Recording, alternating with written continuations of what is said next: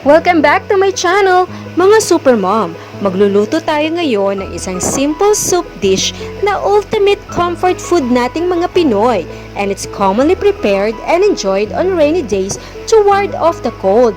Pero madalas din itong ihanda during Sunday meals when the whole family gathers. Ito ang classic pork nilaga.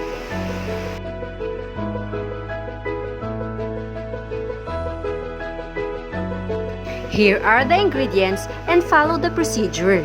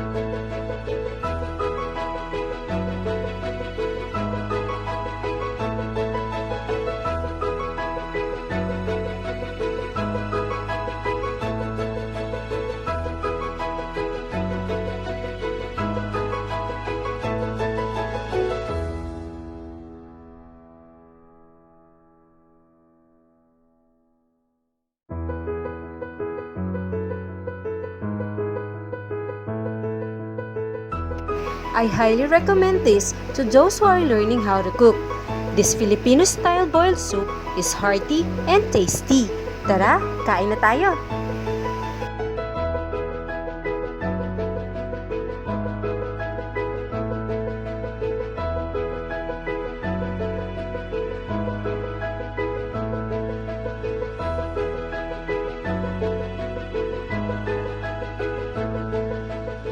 Thank you for watching. Please don't forget to subscribe.